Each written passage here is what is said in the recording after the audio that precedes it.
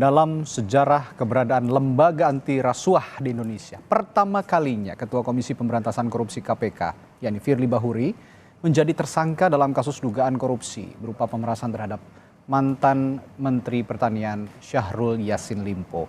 Dengan kasus ini, bagaimana mengembalikan kepercayaan publik kepada KPK dan juga apa langkah hukum dari Firly selanjutnya?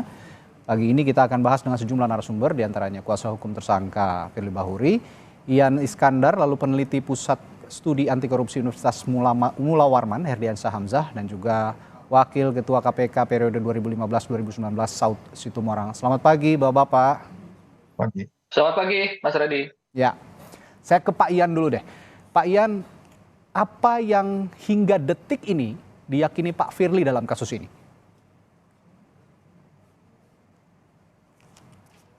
Pak Ian? Mohon maaf, Pak Ian, sepertinya Zoom-nya masih termute.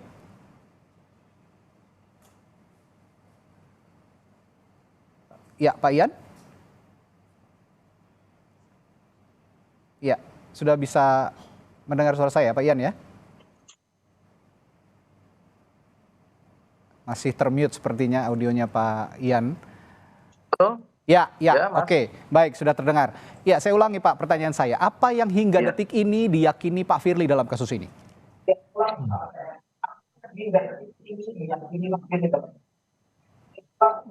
Baik, nanti saya akan jelaskan ya. Coba mereview proses hukum yang dialami oleh Pak Firly ya. Baik.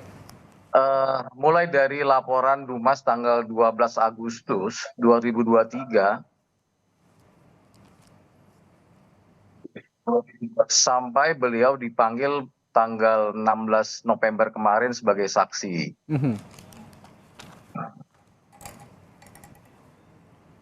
Ada beberapa catatan yang menurut kami sangat janggal ya. Satu,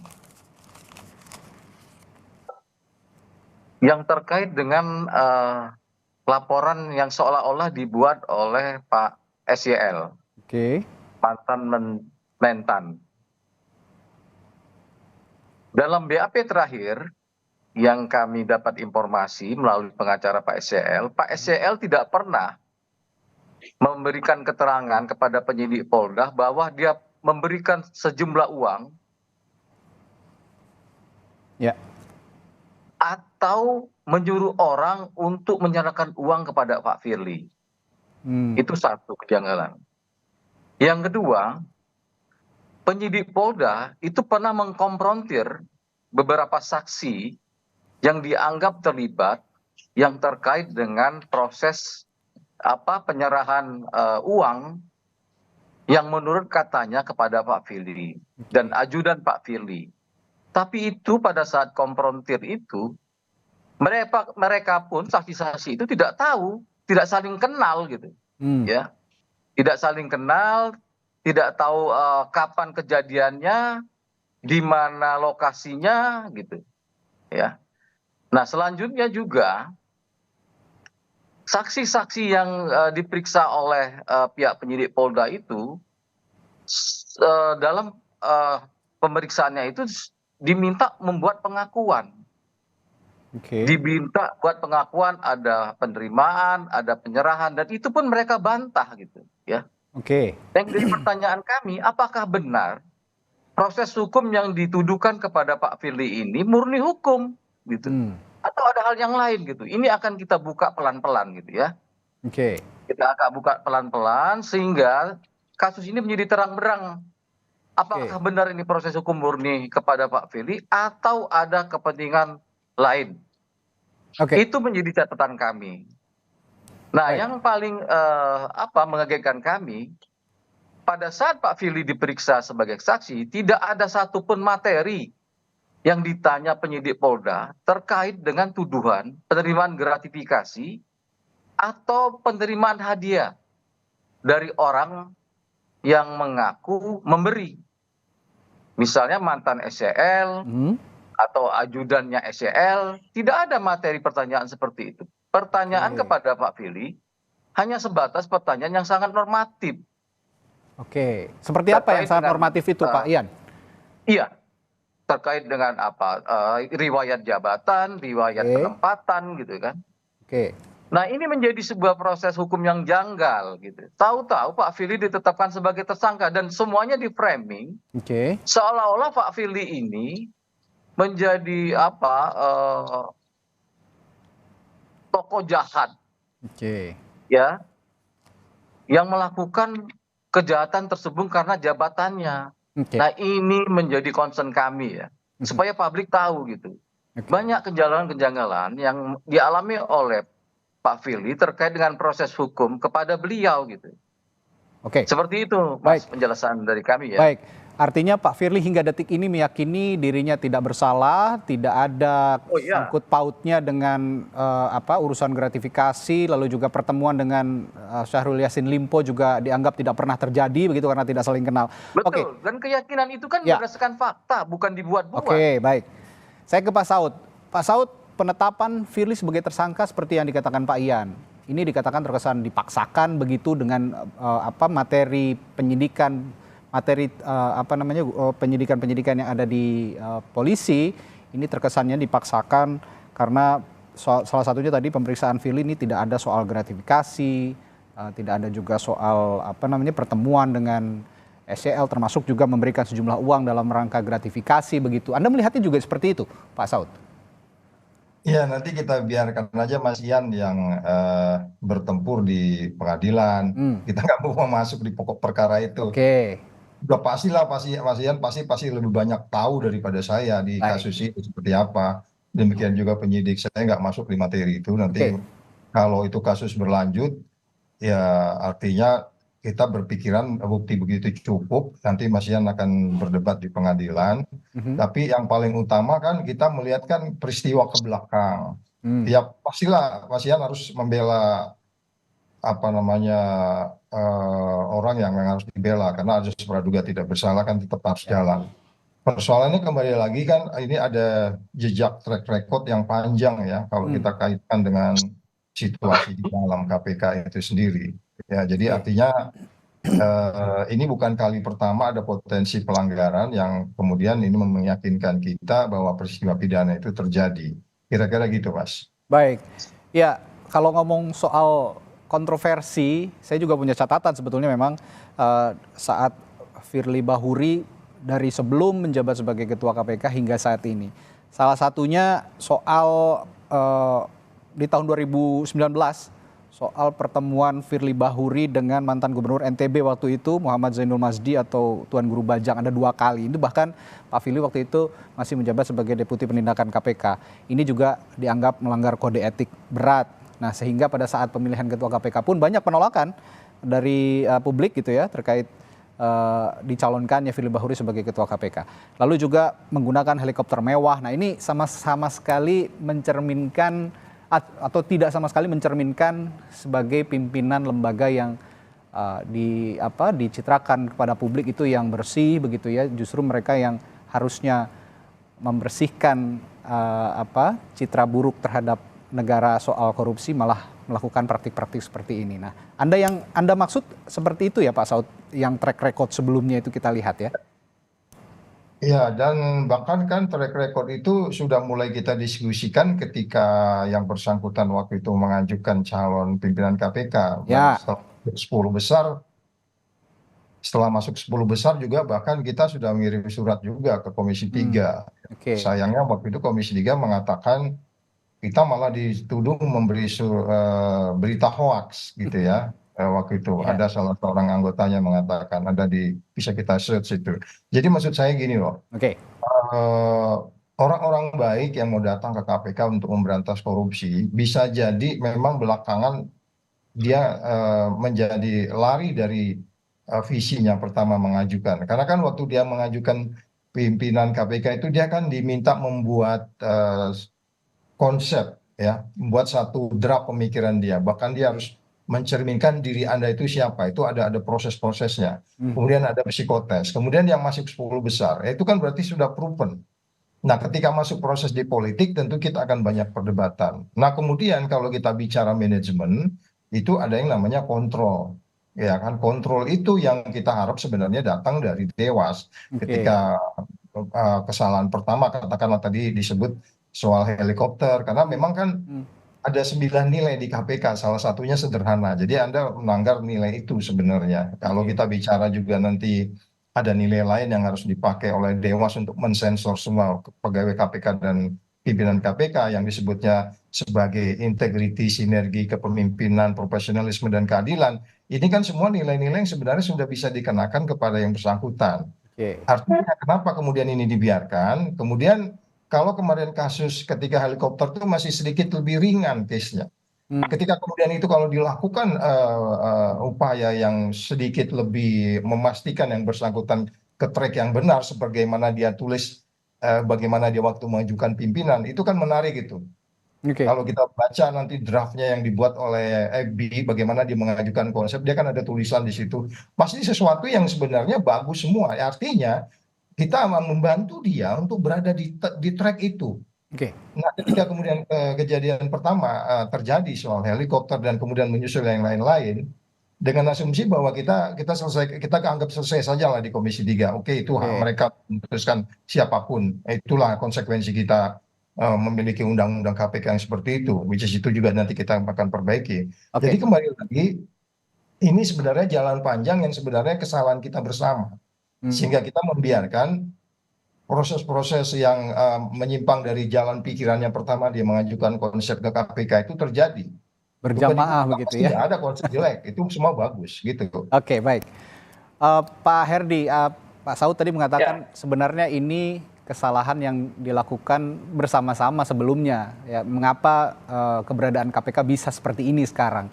Kalau kita lihat cita-cita pendirian KPK kan memang meskipun KPK ini produk politik begitu ya, yang dipilih oleh DPR adalah lembaga politik, tapi kan cita-citanya tetap mulia begitu, ingin memberantas korupsi di negeri ini. Nah, kalau sudah seperti ini, apa yang perlu diperbaiki dari citra KPK yang sudah terlanjur buruk lah dikatakan saat ini?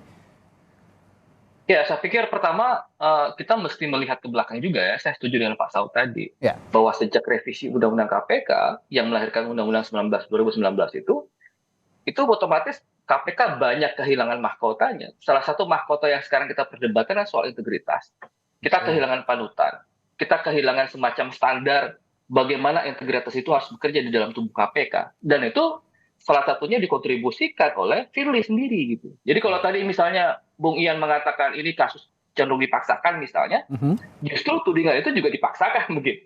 Karena pada dasarnya bagaimana menyingkirkan semua yang menghambat atau semua yang menginterupsi integritas di dalam tubuh KPK, yaitu mesti memang dipaksakan gitu. Karena semua kanal, semua saluran di dalam tubuh KPK itu juga tidak mampu gitu. Misalnya kalau dulu semua orang menganggap pembentuk undang-undang dulu, baik DPR ataupun pemerintah mengatakan bahwa keberadaan Dewan Pengawas itu akan menjadi semacam kontrol terhadap KPK. Faktanya sekarang alih-alih menjadi kontrol, Dewan Pengawas itu justru menjadi stempel bagi pelanggaran-pelanggaran yang kita duga itu sudah meruntuhkan marwah KPK sendiri dalam wilayah integritas begitu. Jadi mengembalikan KPK, saya pikir yang pertama mesti kita lakukan adalah bagaimana menyingkirkan semua hal yang menginterupsi atau yang memotong hal-hal yang menimbulkan, justru memotong bagaimana KPK itu dikembalikan sebagai lembaga yang memang punya marwah dan martabat di dalam soal-soal pemberantasan korupsi. Saya ambil contoh misalnya kemarin gitu ya, ketika Wakil Ketua KPK Pak Alexander Marwata itu justru menggelar konferensi pers yang bahkan itu tidak menimbulkan atau tidak memunculkan rasa penyesalan sama sekali terhadap proses penetapan Firly sebagai tersangka begitu. Karena itu problemnya. Seolah-olah apa yang dilakukan oleh pimpinan-pimpinan KPK yang lain dengan cara berdiam diri itu melegitimasi apa yang dilakukan oleh Firly. Jadi saya sih menganggap bahwa pintu pertama bagaimana mengembalikan marwah dan martabat KPK itu adalah yang menghentikan semua pimpinan-pimpinan KPK di periode Firly ini gitu. Bukan yang Firly, tetapi juga yang lain gitu. Kan yang tidak disinggung tadi misalnya Bung Saud adalah soal presiden pun yang sebenarnya punya kendali dan otoritas untuk mengembalikan marwah itu, misalnya dengan cara memberhentikan Firly sekarang, itu juga tidak melakukan apa-apa, bahkan cenderung diam begitu. Jadi ada semacam upaya memang bagaimana menjauhkan KPK ini dari mata pengawasan publik sebagai sebuah lembaga yang memang kita harapkan sebagaimana mandatori atau perintah dari Reformasi 98. Ya. Begitu. Ya, sepertinya Presiden pun kalau lihat dari pernyataannya tidak setegas sebelum-sebelumnya begitu ya kepada apa namanya berbagai kejanggalan yang ada di KPK. Saat ini hanya menyerahkan semuanya kepada proses hukum, meminta semuanya menghormati proses hukum. Kembali lagi ke proses hukum kalau begitu ke Pak Ian. Pak Ian, kalau Anda mengatakan tadi ini terkesan dipaksakan begitu ya, terkesan apa namanya diada-adakan begitu kesalahan-kesalahan Pak Firly.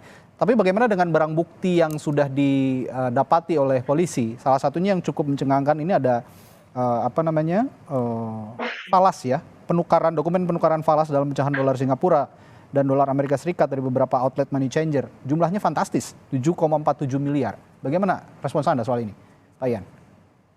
Ya itu juga jadi pertanyaan kami. Punya siapa, dari mana kan? Tapi memang barangnya ada kan, Pak? Ada kaitan sama Pak Firly? Tidak ada kaitan sama sekali. Itu juga ya jadi catatan. Yang kedua adalah alat bukti yang dituduhkan kepada Pak Firly tidak ditemukan, tidak ada.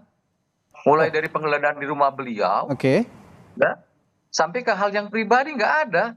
Mengapa Anda bisa yakin itu tidak ditemukan, Pak? Sedangkan itu sudah diungkapkan kepada publik. Kan itu kan melalui proses panjang ya oleh pihak penyidik Polda kan. Mereka melakukan penggeledahan di rumah, penggeledahan barang pribadi beliau gitu. Tidak ada barang bukti yang ditemukan apapun yang terkait dengan dituduhkan kepada Pak Firly. Itu persoalan penyidik Polda nanti, ya. Artinya tidak pernah ditunjukkan kepada publik begitu barang bukti itu, menurut Anda begitu? Tidak ada. Tidak jadi hanya disebutkan tapi tidak ditunjukkan gitu ya? Pada saat pemeriksaan pun tidak pernah ditunjukkan kepada kami bahwa kami pernah menyita barang ini asal dari sini, tidak pernah. Ini kejanggalan proses hukum terhadap Pak Firly. Dan kami yakin bahwa proses yang dihadapi oleh Pak Firly ini penuh rekayasa, kejanggalan, gitu. Kami juga memberi catatan ya terkait dengan sepanjang beliau memimpin jadi ketua KPK. Ada beberapa tuduhan kepada beliau ya. Tuduhan terkait affair dengan selegram. Dan itu pun diklarifikasi oleh orang yang menuduh. Kemudian tuduhan terkait dengan dokumen pembocoran penyidikan. Itu pun diklarifikasi oleh orang yang menyatakan ada kebocoran. Jadi kejadian seperti ini juga bukan pertama kali. Mungkin kita bisa ngambil contoh. Tony Kwok, ketua KPK Hong Kong, pernah dibeginikan sama ya Departemen Kepolisian Hong Kong gitu. Lembaga anti rasuah Malaysia juga pernah. Malah komisionernya itu ditahan pada saat itu. Jadi Pak Ian, ini bukan cuma sekali ya kejadian. Pak Ian, Anda ingin mengatakan bahwa proses yang sedang terjadi saat ini bukan proses hukum, melainkan proses apa menurut Anda? Iya, proses hukum yang dibuat sedemikian rupa seolah-olah mengandung kebenaran gitu. Politisasi menurut Anda ini? Faktanya, fakta-fakta yang kami temukan ya, ada komprontir saksi-saksi yang katanya ada penerimaan uang, tempatnya di mana, mereka nggak tahu, kenal pun tidak. Yang dicari dalam proses penyidikan ini saksi-saksi yang disuruh buat pengakuan oleh penyidik, dan itu tidak betul artinya. Yang dicari proses hukum ini kan kebenaran material, bukan kebenaran yang dibuat-buat. Yang direkayasa seolah-olah Pak Firly ada penerimaan hadiah, gratifikasi, dan ternyata faktanya tidak ada. Kembali saya ke Pak Saud. Pak Saud, kalau kata Pak Ian tadi ini bukan proses hukum murni begitu, apakah menurut Anda selama berada di KPK di periode Anda, adakah upaya-upaya seperti ini juga yang beberapa kali menimpa lembaga KPK, misalnya ada tudingan-tudingan tertentu kepada pimpinan KPK termasuk politisasi misalnya? Iya, sejauh yang saya alami karena kita banyak case yang besar juga ya waktu itu ya di periode kita itu serangan balik kalau yang dimaksudkan dikenal publik itu kan macam-macam, nggak mesti juga hanya berupa yang sifatnya fisik. Bagi saya telepon dari orang yang nggak dikenal kemudian dia menanyakan sesuatu atau ngirim WA itu sudah merupakan intimidasi bagi saya. Karena intimidasi dengan bahasa yang paling lembut aja ketika orang nggak saya kenal, pada saat saya menangani kasus besar kemudian ada mengatakan apa kabar, kalau saya jawab saya punya potensi melanggar pasal 3665 Ya 3665 itu kan pasalnya itu langsung tidak boleh dengan alasan apapun ketemu dengan pihak yang berperkara. Jadi makanya kehati-hatian kita itu yang disebut jadi pimpinan di KPK itu ada banyak risiko-risiko.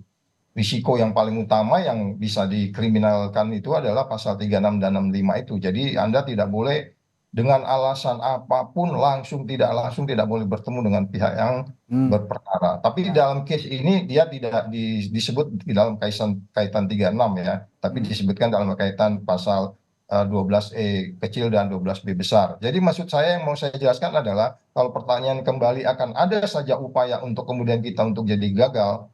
Jadi Pak Ian mengambil contoh beberapa negara gitu ya, dan itu terjadi juga di Indonesia di periode jilid 1, 2, 3, dan 4.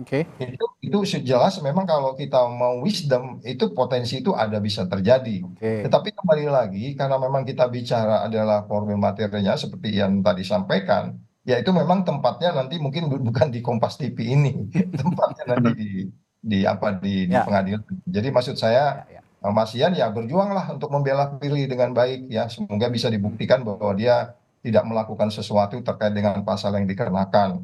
Karena kita juga nggak mau abuse of power. Nanti lama-lama orang nggak mau jadi pimpinan KPK juga kalau gini caranya.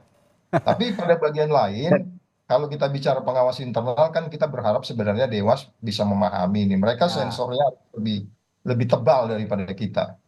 Oke, ya ngomong-ngomong Dewan Pengawas, nih kalau begini deh, kalau memang misalnya sekarang taruhlah Pak Firly ini mengaku sama sekali tidak ada melakukan apapun seperti yang dituduhkan kepada dirinya, termasuk penetapan dirinya sebagai tersangka. Tapi kan ini proses hukum ya, seperti Presiden juga bilang harus menghormati proses hukum. Nah, dalam konteks Dewan Pengawas hingga saat ini kan seperti yang dinyatakan oleh salah satu pimpinan KPK tadi kemarin juga, Pak Firly ini masih sebagai ketua KPK dan menyatakan sepertinya tidak malu karena mereka atau Pak Firly tidak merasa bersalah. Apa ini etis kalau memang ada pernyataan dari pimpinan KPK seperti itu? Tapi jangan dijawab dulu Pak Saud, kita akan bahas ini setelah jeda di Sapa Indonesia Pagi. Tetaplah bersama kami.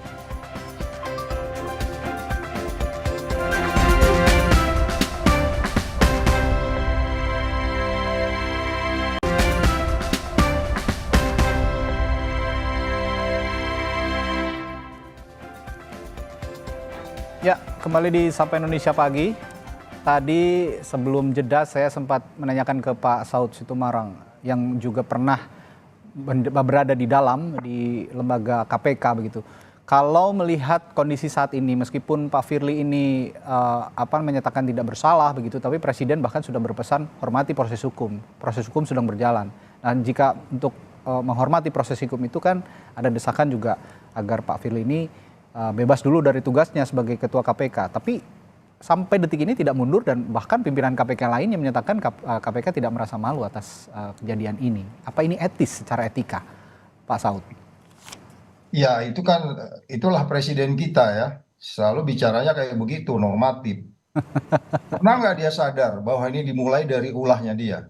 Pernah nggak dia memikirkan bahwa Firly ini terjadi seperti ini, itu karena ulah dari kepemimpinannya gitu? Pernah nggak dia sadar itu? Oke. Ya, artinya kalau undang-undang ini tidak seperti ini, dengan pengawas internal yang di bawah deputi, saya sendiri pernah mengalami diperiksa oleh deputi pengawas internal, which is itu deputi itu di bawah pimpinan KPK loh. Ya. Yang meriksa itu bahkan kalau pegawai negeri golongannya jauh di bawah saya. Diperiksa, ditanya-tanya, kenapa bisa salah ngomong di TV gitu. Jadi maksud saya jangan kita mau terus kemudian bicara normatif lagi, karena kita sudah mengorbankan orang yang kemudian tadinya ingin memberantas korupsi tapi undang-undangnya seperti itu dan kemudian Dewasnya tidak melakukan pengawasan. Ini kita nggak bisa bicara normatif lagi, ini kita bicara indeks persepsi korupsi 34. Ada orang menjadi pemimpin kemudian kita tidak awasi dia sehingga kemudian dia mempunyai potensi. Oke, kita tetap berpikiran praduga tidak bersalah ya, tetapi kita juga nggak bisa menafikan bahwa teman-teman di Polda Metro Jaya sangat profesional untuk menggali ini. Oleh sebab itu kita biarkan itu nanti mereka beradu argumentasi, nalar, logika dan segala bentuk yang bisa mereka sampaikan untuk kemudian membela dan membuktikan bahwa salah dan kemudian membuktikan pula dia tidak bersalah. Jadi sekali lagi karena judulnya pagi ini bagaimana ke depan, saya lebih cenderung kita bicara ke depan, Mas. Ya, ya. Pasca penetapan ini kita mau bikin apa gitu.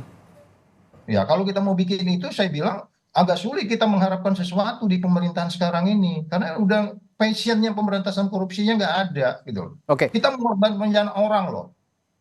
Jujur kita katakan, Firly itu korban sistem juga. Jangan-jangan kalau sistemnya masih sistem lama, dia perform di situ. Ini saya nggak ada urusan bela-membela ya. Kita bicara bahwa undang-undang itu membuat kita sekarang menjadi terpuruk. Buktinya dari 40 kita ketika jilid 4 meninggalkan KPK itu, kemudian jadi 34 gitu loh.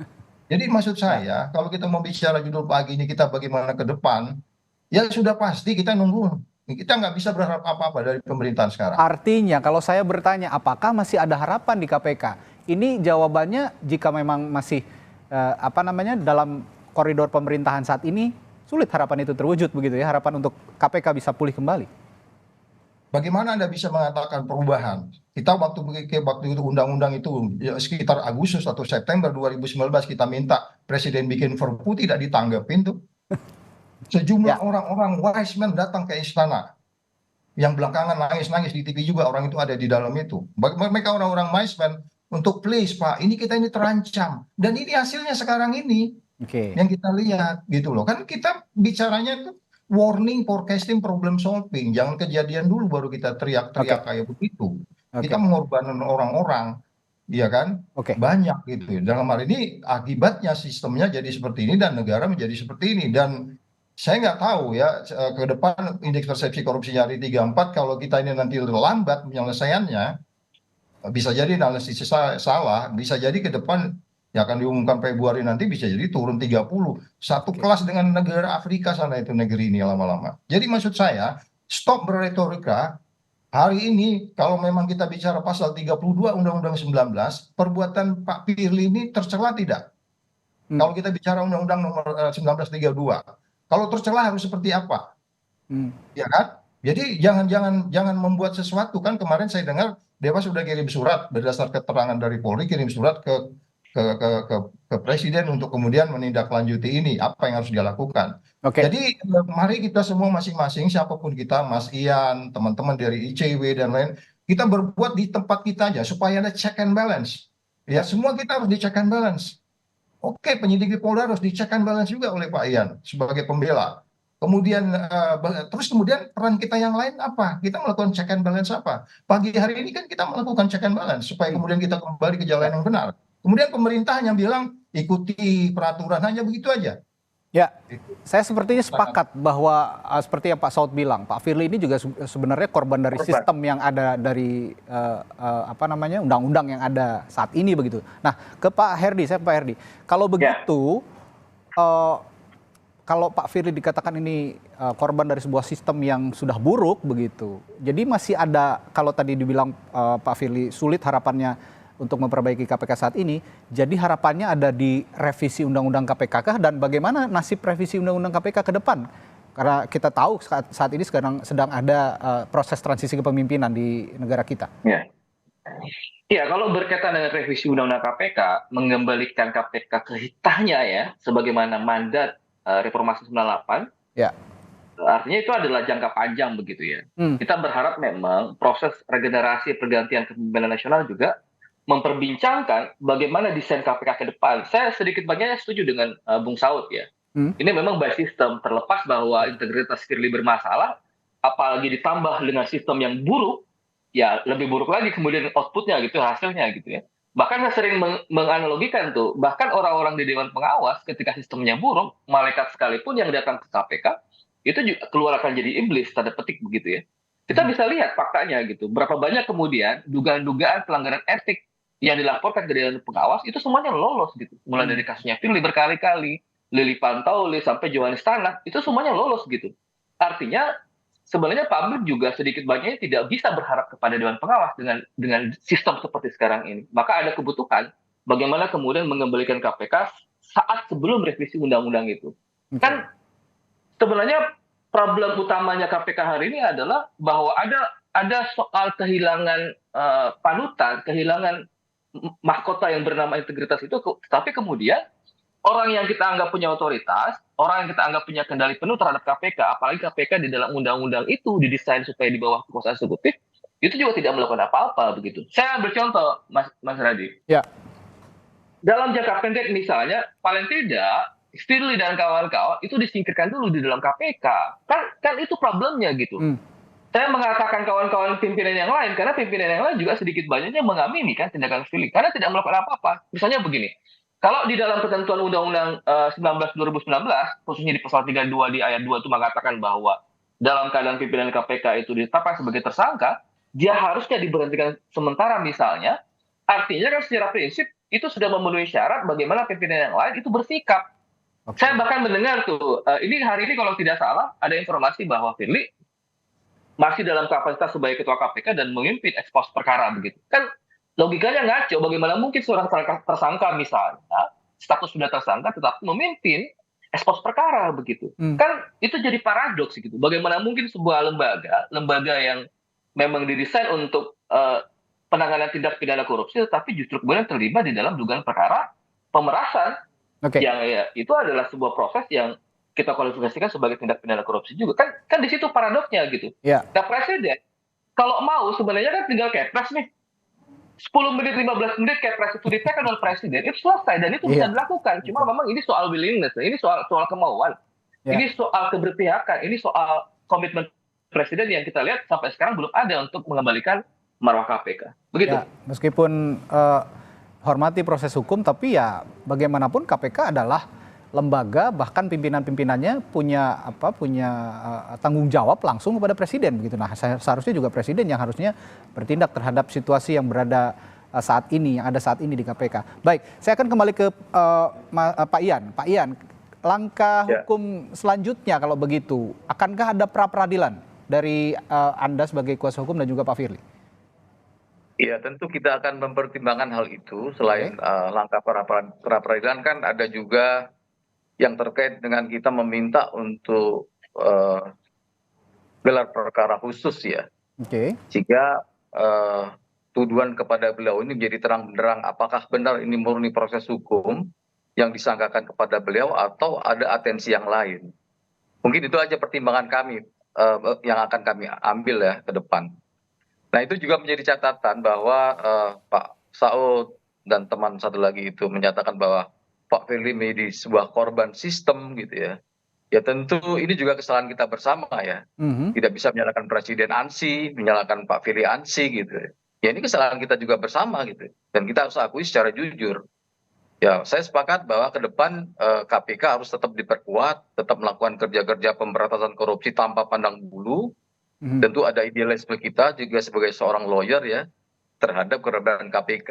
Saya kira itu, Mas. Baik, terakhir juga ke Pak Saud, kalau kita bicara KPK atau korupsi lah ya, ini kan bersih atau kotor begitu, tidak ada di tengah-tengah begitu ya, bersih atau kotor. Nah kalau melihat bagaimana seharusnya perbaikan dilakukan dari dalam, dari institusi KPK-nya itu sendiri, narasi yang harus kita gaungkan saat ini memang tetap optimis bahwa KPK ini bisa diperbaiki. Kalau perbaikan itu dilakukan dari dalam, bagaimana kira-kira Pak Saud?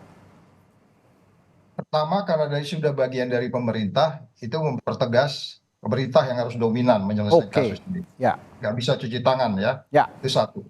Kedua, pemberantasan korupsi itu dimanapun Anda pergi, ke dunia manapun Anda pergi, kalau lihat sejarah pemberantasan korupsi, itu datang dari pimpinannya, dari presidennya, dari kepala negaranya. Itu yang kita tidak lihat 9 tahun terakhir ini.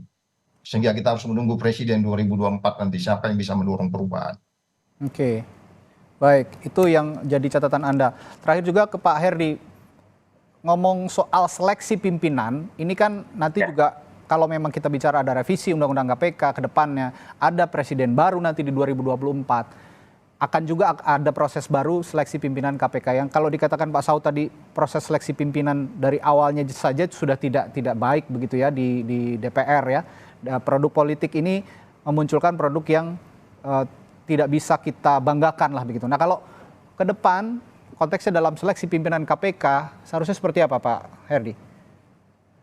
Ya saya pikir kan dari awal juga sudah seringkali kita sampaikan bahkan pada saat proses seleksi di mana periode yang kelima ini diputuskan, dipimpin oleh Firly misalnya, kan sebenarnya suara publik itu sudah cukup kencang, terutama melacak rekam jejak bahwa mereka-mereka yang mestinya dipasang sebagai pimpinan-pimpinan KPK adalah mereka-mereka yang punya rekam jejak yang memadai kan.